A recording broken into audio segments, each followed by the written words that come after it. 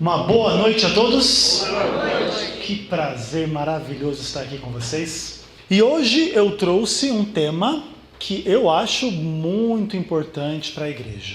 O título da mensagem essa noite é Rejeitando a Justiça Própria. Vamos lá, vamos abrir a Bíblia em Lucas capítulo 18, versos 9 a 14. Mais uma mensagem sobre o Evangelho de Lucas. Nós vamos estudar uma parábola. O que é uma parábola? A parábola é uma história que não necessariamente aconteceu para dar uma lição de moral, para dar uma lição espiritual para as pessoas que estavam ali ouvindo a Jesus durante a sua pregação, durante o seu ministério. E a palavra de Deus vai nos dizer assim, a partir do verso 9. Vamos acompanhar a leitura. Jesus também propôs esta parábola a alguns que confiavam em si mesmos, por se considerarem justos, e desprezavam os outros. 2 homens subiram ao templo com o propósito de orar, um fariseu e o outro publicano. O fariseu, posto em pé, orava de si para si mesmo, desta forma: ó Deus, graças te dou, porque não sou como os demais homens, ladrões, injustos e adúlteros, nem ainda como esse publicano. Eu jejuo 2 vezes por semana e dou o dízimo de tudo quanto ganho.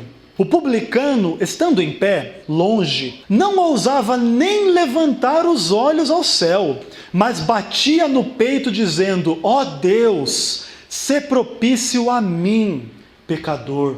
Digo-vos que este desceu justificado para sua casa, e não aquele, porque todo o que se exalta será humilhado, mas o que se humilha será exaltado. Nós terminamos a mensagem de ontem lembrando que Deus inverte as lógicas simplistas das pessoas. Nós temos aquela ideia de que Deus só ama quem está na igreja, ou Deus ama mais quem está na igreja e não se importa com quem está lá fora. E aí uma pessoa, quando não é cristã, bate o carro, perde o emprego, perde um filho. As pessoas pensam: está amaldiçoado por Deus, também bebe, fuma, faz coisas erradas. Agora, dentro da igreja não, Deus protege, Deus guarda, Deus abençoa. Se acontece alguma coisa assim, fica meio difícil de explicar. Existem muitas pessoas com esse tipo de ideia simplista. Agora, essa mensagem aqui, ela tem poder de abrir os nossos olhos para algumas coisas importantíssimas. A primeira delas: existem pessoas que confiam em si mesmas. Elas confiam porque elas se consideram justas diante de Deus e por isso elas desprezam as outras. O mundo religioso está cheio desse tipo de ideia. A minha igreja é melhor do que a sua, eu sou melhor do que você. Então a gente pensa assim, que nós nos tornamos os donos da verdade. E aí, se os outros são católicos, ou são evangélicos, ou são espíritas, ou são ateus, eles estão abaixo de nós. Isso acontece com alguns adventistas, isso acontece com alguns católicos que pensam: não, nós temos uma igreja maior, ou mundial, mais rica e etc. Os outros são os evangélicos, que não valem nada e etc. Vários grupos religiosos têm um pouco dessa ideia. E pessoas se considerando justas diante de Deus por causa da religião delas e desprezando as outras. E está aqui uma armadilha que todos nós temos que evitar, porque essa é uma armadilha satânica, esse é um engano. Em resumo, a parábola do publicano e do fariseu é muito simples. Ela tem uma mensagem bem mais simples do que aquela que nós estudamos ontem. Qual que é a mensagem básica dessa parábola? 2 homens sobem ao templo para orar, o fariseu e o publicano. Os 2 sobem ao templo. Um é digno aos seus próprios olhos e aos olhos da sociedade religiosa. O outro é indigno diante de si mesmo e dos outros. Então esse fariseu aqui, ele pensa que ele é bom e os outros também pensam que ele é bom. Esse outro aqui é o contrário. Ele sabe que ele é ruim e todo mundo pensa que ele é ruim, por causa aí da vida dele. Depois nós vamos ver o que era o publicano. Esses 2 homens descem do templo tendo Deus se tornado propício ao último e reprovado o primeiro. Mas existem muitas coisas interessantes para serem melhor analisadas nessa passagem. Qual que é o resumo? Os dois descem para orar, um é o bonzão, o outro é o pecador, que não merece nem olhar para o céu. O pecador que não merece nem olhar para o céu sai daquela oração abençoado por Deus, e o outro, que é o pastor, que é o ancião, que é o fiel, sai dali desprezado por Deus porque ele está equivocado e errado. É uma mensagem bem simples, mas existem coisas importantíssimas para a gente entender. Bom, dois homens sobem ao mesmo templo, eles vão na mesma igreja, eles vão orar ao mesmo Deus, eles acreditam na mesma Bíblia, mas as suas compreensões de si mesmos e as suas posturas diante do Senhor são completamente diferentes. Eles não estavam indo em igrejas diferentes, estavam indo todo mundo na mesma igreja. Eles não tinham livros diferentes nos quais eles criam. Não era um cristão que cria na Bíblia e um muçulmano que cria no Alcorão. Não. Eram os dois que criam na mesma palavra. Mas a atitude deles diante de Deus e diante deles mesmos era completamente diferente. E aí vamos analisar um pouquinho o fariseu. O fariseu, ele pertence a um grupo religioso que hoje, dentro do cristianismo, é estigmatizado. Fariseu é sinônimo de hipócrita, fariseu é o sinônimo de pessoas falsas, fariseu é sinônimo de inimigo de Jesus. Isso é no mundo cristão hoje. Na época que Lucas escreveu o Evangelho, não era assim. Os fariseus eram um grupo de pessoas grandemente respeitadas por buscarem fidelidade ao verdadeiro Deus através da obediência à sua palavra. Quando você via um fariseu na rua, era como você encontrar com o pastor. Vocês entendem? Não é o hipócrita, o perdido, o inimigo de Jesus. É como se você encontrasse o pastor na rua, o ancião da igreja, o líder da igreja, aquele que é o mais santo, o mais fiel, que prega a Bíblia, que crê na Bíblia e que quer seguir a Bíblia. Vocês precisam entender isso. O fariseu não era esse sinônimo que a gente tem hoje, uma ideia pejorativa do fariseu, ok? Aí o texto de Lucas nos diz assim: o fariseu, posto em pé, orava de si mesmo para si mesmo, desta forma: ó Deus, graças te dou porque não sou como os demais homens, roubadores, injustos, adúlteros, nem ainda como este publicano. Jejuo 2 vezes por semana e dou o dízimo de tudo quanto ganho. Esse homem se orgulha de quem ele é, do que ele faz diante de Deus. Esse homem é o melhor cristão que ele consegue ser. E aí, vamos analisar um pouco essas frases que eu sublinhei aqui, uma por uma. Bom, ele orava de si para si mesmo. O que será que isso significa? Orava de si para si. Existem 3 possibilidades de a gente entender essa expressão. A primeira, ele orava por si mesmo, agradecendo a Deus por ele ser fiel a Deus. Ele orava por ele. Senhor, eu te agradeço porque eu tenho dado dízimo, eu tenho sido fiel no jejum, eu tenho feito coisas maravilhosas, etc.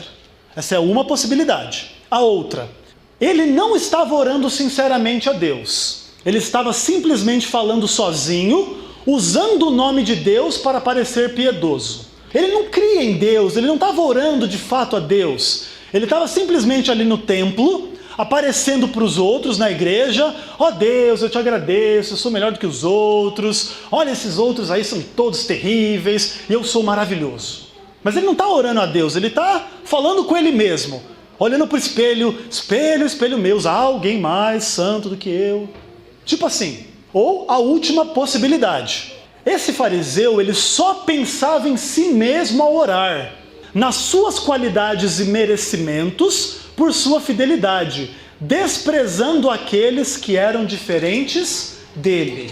Ele estava dizendo assim: olha, eu leio a Bíblia manda dar o dízimo, eu dou o dízimo certinho, a Bíblia manda fazer jejum, eu faço ainda mais do que a Bíblia manda, eu sou muito bom, e esses outros que não são igual eu, mas são os perdidos, pecadores, não creem na palavra, não seguem a palavra. Essas são as 3 possibilidades. Bom, vou fazer uma pergunta para vocês. Será que é errado orar a Deus agradecendo pelas vitórias que o Senhor já tenha te dado contra maldades e pecados que existem nas pessoas e no mundo? Se eu me ajoelhasse aqui e fosse fazer a oração de joelho e dissesse assim: Senhor, obrigado porque o Senhor tem me livrado e tem nos livrado de sermos pessoas mentirosas. Amém, Senhor, em nome de Jesus. Essa seria uma oração errada? Não, porque inclusive é muito bom que a gente tenha gratidão a Deus pelas coisas que Ele já colocou no nosso coração, que tiraram do nosso coração a mentira, ou a vaidade, ou o orgulho, ou alguns pecados. E nós poderíamos enumerar muitos pecados que nós não fazemos. Depois nós vamos conversar um pouco sobre isso. Então isso não é errado. Então com certeza o problema desse fariseu não era esse. Agora, certamente é errado usar o nome de Deus em vão em oração. E a Bíblia tem um texto que é muito importante vocês conhecerem esse texto, porque ele diz algo terrível, que é assim: o que desvia os ouvidos de ouvir a lei, até a sua oração será abominável. Provérbios 28, verso 9. Aquela pessoa que quer orar a Deus, Senhor, que o Senhor me abençoe, me salve, etc. Mas ela desvia os ouvidos de ouvir a lei, que ela tem que guardar o sábado, que ela tem que abandonar pecados X ou Y, até a oração dessa pessoa é abominável. Será que esse é o caso do fariseu? Bom, esse não parece ter sido o problema desse fariseu, porque ele respeitava muito a lei de Deus. Lembra que ele fala na oração: eu dou o dízimo, eu sou fiel, eu jejuo. Então esse parece não ser o problema dele com a lei de Deus. Ele conhecia a lei de Deus e queria seguir direitinho. Agora, certamente, portanto, esse fariseu era exclusivista e egoísta em sua forma de encarar a verdade de Deus. E sua consideração sobre sua própria fidelidade lhe afastava das pessoas e fazia com que ele as desprezasse e condenasse. O fariseu estudou a Bíblia. Ele aprendeu que tem que dar o dízimo, tem que guardar o sábado, não pode comer carnes imundas, tem que fazer o serviço missionário, tem que fazer inúmeras coisas que a Bíblia prega. Só que isso tornou ele egoísta, arrogante. E em vez disso aproximar ele das pessoas, afastou ele das pessoas. É como se você fosse trabalhar em algum lugar e você chegasse lá e tivesse colegas de trabalho. Você perguntava para eles assim: vocês guardam o sábado aqui? Não, eu não guardo o sábado, não quero nem olhar na sua cara, não quero nem ver você, não quero conversar com você, não quero nem comer junto com você. Pessoa que atitude arrogante, que atitude mesquinha, que atitude pequena. Então quem não é como você, não serve, não presta. Só você presta, só você é bom. Vocês estão entendendo o problema desse fariseu? Porque ele conhece lá um pouco da verdade, ele segue da melhor forma que ele consegue, que ele acha, ele se julga no direito de achar que ele é melhor que os outros e desprezar os outros. E aí ele diz assim: ó Deus, graças te dou porque eu não sou como os demais homens injustos. O que ele está querendo dizer aqui? Eu não sou injusto, eu não sou ladrão, eu não sou adúltero, eu não sou isso e aquilo. É isso que ele diz. Agora, é muito fácil nós nos congratularmos pelos pecados que nós não temos. Eu poderia fazer uma lista infinita, enorme de pecados que nós aqui dentro dessa igreja não temos. Nós poderíamos dizer assim: Senhor, obrigado, porque nós não assistimos pornografia infantil. É o comum, isso é uma coisa doentia, uma coisa horrível. É o natural a gente dizer: olha, isso eu não faço. Agora, eu poderia dizer assim: Senhor, eu agradeço ao Senhor porque nós não roubamos banco à mão armada, nem assassinamos ninguém. Pelo menos não é o comum, né? Aqui na igreja está assaltante de banco, assassino. Eu agradeço a Deus porque isso aí eu não faço. Olha, Senhor, eu agradeço porque nós não nos alimentamos de tantas coisas ruins como algumas pessoas. Tem pessoas comendo, né, tantas coisas que a Bíblia proíbe, coisas ruins, e nós não comemos essas coisas. Olha, Senhor, eu te agradeço porque nós não desviamos verbas públicas que deveriam ser usadas para a saúde e educação do povo. Eu não sou prefeito, eu não sou vereador, eu não sou senador. Eu te agradeço, Senhor, porque eu não desvio dinheiro público. E eu poderia fazer uma lista enorme de coisas que a gente aqui não faz. Agora, isso quer dizer que a gente não é pecador? Será que o fariseu deixou de ser ele mesmo um pecador, necessitado da graça de Deus para ser salvo? Porque ele não fazia isso ou não fazia aquilo? Abre a sua Bíblia em Eclesiastes capítulo 7, verso 20. E aqui está um texto que o fariseu devia conhecer, se ele gosta da Bíblia. Se ele quer dizer assim, olha, eu sigo a Bíblia é a verdade, a Bíblia fala do dízimo, a Bíblia fala do jejum, a Bíblia fala do sábado, mas a Bíblia também fala o que está escrito em Eclesiastes, capítulo 7, verso 20. E aí o fariseu, como é que ele fica, né? Olha só o que diz a palavra de Deus. Não há homem justo sobre a terra que faça o bem e que não peque. Está claro aí na Bíblia? Não existe homem sobre a face da terra que faça o bem e que não peque. Lembra que é essa passagem que Paulo vai usar lá em Romanos 3, lá no verso 10, dizendo, não há um justo sequer. O fariseu não conhecia essa palavra, porque ele achava que ele não era injusto. Eu sou muito justo, eu sou muito bom e melhor do que os outros. Outra passagem, por exemplo, Romanos 3, 23. Todos pecaram e carecem da glória de Deus. O fariseu também. Ele também um dia pecou. Ele poderia não ter muitos pecados, mas alguns pecados ele tinha. Depois, 1 João capítulo 1, os versos 8 e 10, são bem famosos e eles dizem assim. Se dissermos que não temos pecado, somos mentirosos e a verdade não está em nós. Se nós dissermos que não temos pecado nenhum, nós somos perfeitos, nós somos infalíveis, não é porque eu não roubo, porque eu não minto, porque eu não mato, que eu não roubo banco, que eu não faço isso e aquilo, que eu sou uma pessoa sem pecado. Em sua cegueira espiritual, por não cometer os muitos pecados comuns nas pessoas de sua época, o fariseu se colocou na posição de julgar as pessoas. Já que ele não faz muitas coisas erradas, ele acha que pode julgar os outros. Olha, Deus, eu dou graças por não ser como os demais homens. Esse publicano aí que está orando ao Senhor. Eu não sou igual a esse homem, não. Sou muito melhor do que esse. Agora, ele diz assim, que ele jejua 2 vezes por semana e dou o dízimo de tudo quanto ganho. Aqui está uma questão interessante. O jejum só era prescrito no Antigo Testamento em poucas ocasiões. Por exemplo, no dia da expiação. Nesse dia, que era o dia da expiação, todo o povo era ordenado a jejuar. Mas esse era um dia por ano. Não é 2 por semana. Tinha algumas outras ocasiões onde se prescrevia o jejum. Mas eram poucos jejuns por ano. Não chegava a 5, 6 jejuns por ano. Esse homem jejuava 2 vezes por semana. Fazia mais do que a Bíblia mandava. Dou o dízimo de tudo quanto ganha. Os comentaristas dizem que isso quer dizer que ele dava o dízimo além do que precisava. É como ele dava o dízimo não só do seu lucro, mas do bruto, né? De tudo que ele recolhia. Que não era, a lei não prescrevia isso. A lei prescreve o dízimo do seu lucro, mas ele dava o dízimo de tudo.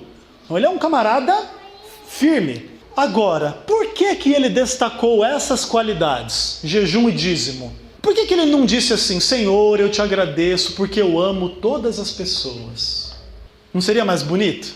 Senhor, eu te agradeço porque eu aceito todas as pessoas que o Senhor coloca no meu caminho, eu as ajudo, eu as abraço. Por que ele não disse assim, Senhor, eu te agradeço porque eu sei perdoar a minha esposa, o meu filho que às vezes faz alguma coisa contra mim? Por que ele diz assim, Senhor, eu te agradeço que eu dou o dízimo, viu? O dízimo é mais importante do que o amor? O dízimo é mais importante do que um bom relacionamento com a sua família? O dízimo é mais importante do que essas coisas? E Jesus ensinou assim, você deve dar o dízimo e não se esquecer das outras coisas. A fé, a misericórdia e o amor. Agora, qual que é o verdadeiro problema do fariseu? Seria arrogância diante de Deus? Deus, eu mereço, eu sou bom. Seria a ignorância de que a fidelidade a Deus deve nos aproximar do amor às pessoas, seja elas quem forem. Se a gente entende que Deus nos ama, a gente entende que Deus ama a todos. Ele ama ricos e pobres, negros e brancos, todos, homens ou mulheres, pecadores ou menos pecadores. Então, se a gente entendeu que ele ama a gente e ama a todos, isso deve nos aproximar de amar as pessoas. Então, talvez o problema desse fariseu é que ele é ignorante. Ele não entendeu isso. Ele não sabe isso. Ou, será que é a tendência de se sentir bem consigo mesmo através do julgamento e condenação dos outros? Tem pessoas que só conseguem se sentir bem com elas apontando defeito nos outros. Olha, Senhor, eu sou melhor do que aquele, o meu vizinho lá. Existem algumas pessoas doentes emocionalmente, espiritualmente, que às vezes erram por esse lado aí. Agora vamos falar um pouquinho do publicano. Os publicanos, eles eram vistos como traidores do povo judeu, por se associarem aos romanos na cobrança de impostos do povo, com o objetivo de lucro pessoal. Bom, Roma dominava o império. E eles coletavam impostos dos povos dominados. O que era o publicano? Era um judeu do meio do povo, por exemplo, do meio da igreja, que aí ficava cobrando imposto das pessoas da igreja, do povo de Deus, para dar para os romanos. E nesse trabalho ele ganhava um bom dinheiro. Mateus, inclusive, era um publicano. Jesus chamou ele lá, larga tudo e vamos comigo. Ele largou tudo e foi com ele. Largou um trabalho próspero, pelo menos em termos financeiros. Eles eram vistos pela sociedade daquela época mais ou menos como os traficantes de drogas são vistos hoje. Por quê? O judeu, ele sabia que Roma não tinha direito de reinar sobre Israel. Porque quem reina sobre Israel? Deus. Eles estavam sofrendo em consequência dos seus pecados, da idolatria do povo, toda a situação que Deus permitiu que Roma reinasse sobre eles, mas eles achavam assim, Roma não tem direito sobre nós. Eles são pagãos, eles são idólatras. E o publicano é aquele que trabalha para os romanos, para o poder ilegítimo, é um criminoso. Você vê um publicano na rua, é igual você vê um traficante de drogas, mais ou menos, dentro da concepção daquele povo. Era uma pessoa o quê? Perdida. Uma pessoa que não valia um centavo, uma pessoa que Deus também não amava ela. Ela não era bem vista por Deus. Agora, o que o publicano faz? Ele se estende em pé, longe, ele fica longe, não ousava nem ainda levantar os olhos aos céus, mas batia no peito dizendo, ó Deus, sê propício a mim, pecador. Olha que postura diferente. O publicano, ele não se aproximou de Deus de forma arrogante, como se ele merecesse ser ouvido e atendido em sua oração. Igual o fariseu. O fariseu diz, Senhor, eu agradeço, eu dou o dízimo, o Senhor me abençoa. O publicano não teve coragem de fazer isso. Ele vai quietinho, ele nem olha para o céu, ele bate no peito. Ele se aproximou com fé, mas também com respeito, tremor e reverência. Ele vai devagar, porque ele sabe que ele não merece estar ali na igreja. Ele não merece estar ali no tanque batismal. Ele não merece estar no céu. Ele é um pecador. Depois, ele batia no peito em sinal de humilhação e arrependimento pelos seus pecados. Batia no peito, Senhor, eu troquei a fidelidade ao Senhor pelo dinheiro. Eu troquei a fidelidade pelo teu povo, pela fidelidade a um povo pagão, idólatra, errado. E se entristeceu, e se arrependeu e bateu no peito. E ele disse assim, ó Deus, sê propício a mim, pecador. Sabe de onde que esse publicano tirou essa forma de adorar a Deus e de orar a Deus? Do Salmo 51, versos 1 a 17. Abre a sua Bíblia. Esse texto que nós vamos ler agora é o texto que reflete o arrependimento de quem? De Davi. Criminoso Davi. Davi é um homem que não merece ir para o céu. Davi usou o seu poder em Israel, sua posição como rei, para adulterar, para assassinar. Ele é um homem imoral, ele é um homem pecador, ele é um homem que não merece ir para o céu. Exatamente a mesma condição de quem? Do publicano. Não merece ir para o céu. Esse homem merece o inferno, Davi. E Davi ora a Deus e diz assim, compadece-te de mim, ó Deus, segundo a tua bondade. E segundo a multidão das tuas misericórdias, apaga as minhas transgressões. Lava-me completamente da minha iniquidade e purifica-me do meu pecado. Pois eu conheço as minhas transgressões e o meu pecado está sempre diante de mim. Pequei contra ti somente, e fiz o que é mal perante os teus olhos, de maneira que serás tido por justo no teu falar e puro no teu julgar. Eu nasci na iniquidade, e em pecado me concebeu a minha mãe. Eis que tu tens prazer na verdade no íntimo, e no recôndito me fazes conhecer a sabedoria. Purifica-me com esopo, ficarei limpo. Lava-me, ficarei mais alvo do que a neve. Faze-me ouvir júbilo e alegria, para que exultem os ossos que esmagaste. Esconde o rosto dos meus pecados e apaga todas as minhas iniquidades. Cria em mim, ó Deus, um coração puro. Renova dentro de mim um espírito inabalável. Não me repulses da tua presença, nem me retires o teu Santo Espírito. Restitui-me a alegria da tua salvação e me sustenta com o espírito voluntário. Então ensinarei aos transgressores o teu caminho, e os pecadores se converterão a ti. Livra-me dos crimes de sangue, ó Deus, Deus da minha salvação, e a minha língua exultará na tua justiça. Abre, Senhor, os meus lábios, e a minha boca manifestará o teu louvor. Pois não te comprases em sacrifício, do contrário eu te daria. E não te agradas de holocaustos. Sacrifícios agradáveis a Deus são um espírito quebrantado, coração compungido e contrito. Não o desprezarás, ó Deus. Quando a gente lembra que a gente não merece a salvação, e não precisa ser grande pecador para isso. Você não precisa matar ninguém para não merecer a salvação. Você não precisa adulterar para não merecer a salvação. Basta ser o que você é, o que eu sou, para que eu não mereça a salvação. E quando a gente encara isso, a gente se encontra na posição de Davi ou na posição desse publicano. Tem misericórdia de mim, Pai. Apaga as transgressões que habitam no meu coração, na minha mente, no meu caráter, nos meus caminhos. Me livra dos crimes de sangue, me livra de viver em um ambiente de pecado, de maldade, de coisas ruins, coisas satânicas. De forma triste, de forma sincera, de forma profunda. E Deus não despreza isso. E Ele diz assim: você está justificado. O que é a justificação? Para ser simples. A justificação é quando Deus pega um injusto. Lembra lá de Eclesiastes 7:20? Não há um justo sequer. Ele pega um ser humano injusto e através da fé em Jesus Cristo, Deus declara esse homem justo. É aquela famosa troca. Jesus sofre a morte para que eu receba a vida. Jesus sofre a condenação para que eu receba a salvação. Jesus recebe o ódio e a desonra para que eu receba o amor e a honra.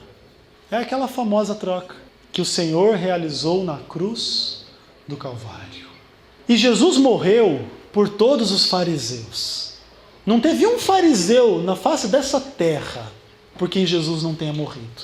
E Jesus morreu por cada publicano que já existiu na face dessa terra. Jesus morreu por homens, mulheres, velhos, novos, cristãos ou não cristãos, mais pecadores ou menos pecadores. E todos nós dependemos do que Ele é e do que Ele fez para a salvação. Conclusões gerais. Lembra que essa parábola ela foi contada para aqueles que desprezam os outros em nome da sua pretensa fidelidade a Deus. Jesus ele tinha um objetivo ao contar essa parábola.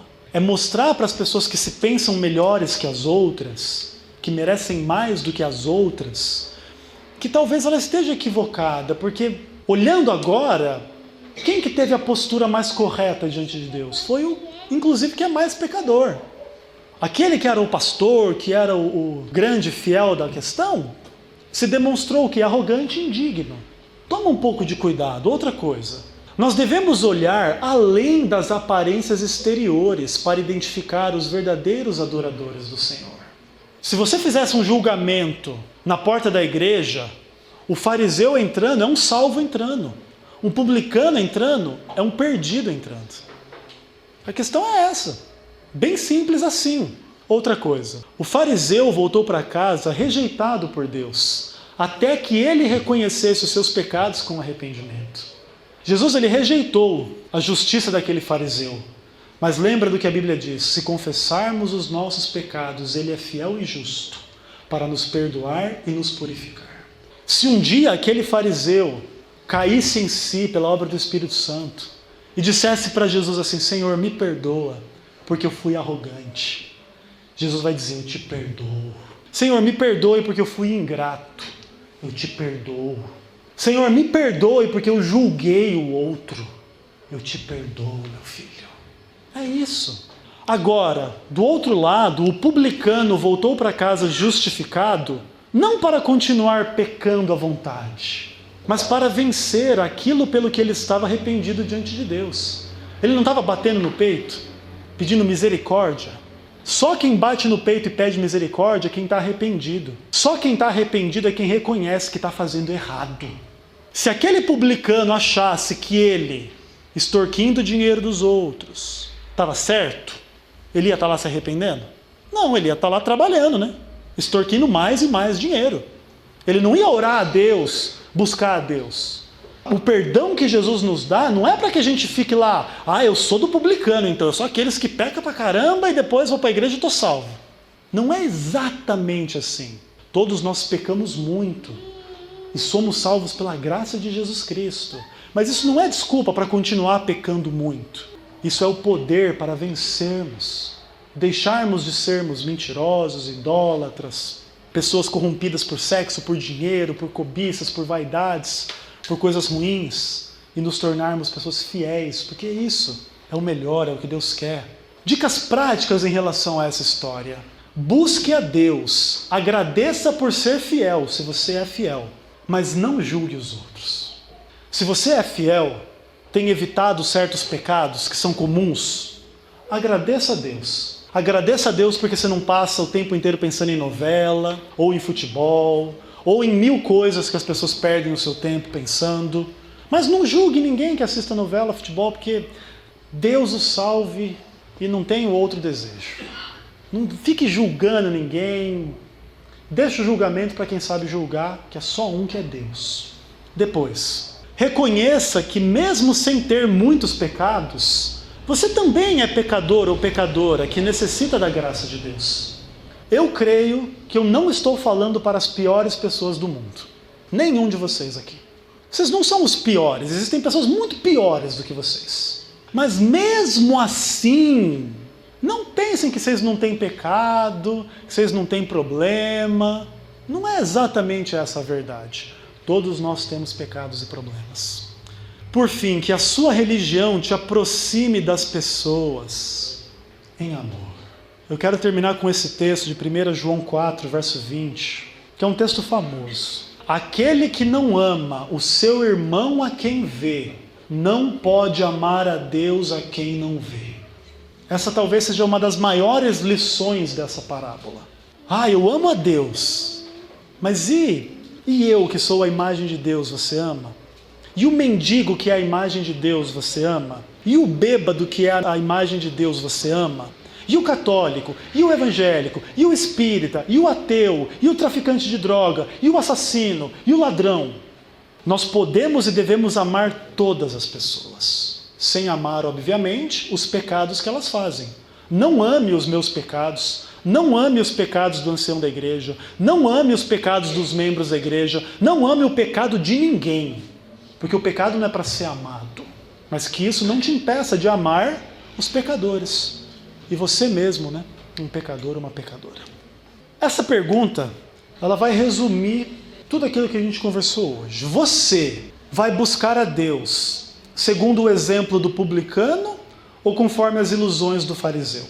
Eu acho que depois da gente meditar assim, fica muito fácil responder que a gente vai buscar igual o publicano, né? Senhor, eu não tenho o que falar de ninguém. Eu mesmo necessito da tua graça. E se você fizer isso, vai acontecer com você igual aconteceu com o publicano. Ele era um grande pecador, merecia ir para o inferno, mas ele foi o quê? Justificado.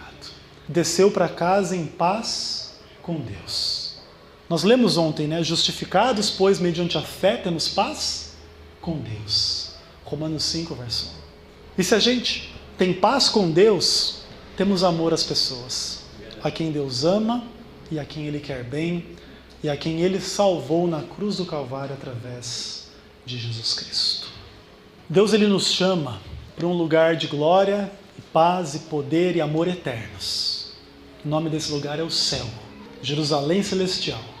E se você deseja responder a Deus conforme o publicano, reconhecendo quem você é, os seus pecados, para ser perdoado e justificado, fique em pé enquanto a gente louva a Deus. E se você desejar de uma forma especial se colocar aqui à frente, conforme o exemplo do publicano, pedir a Deus misericórdia, graça e salvação, você será bem-vindo e bem-vinda ao altar do Senhor.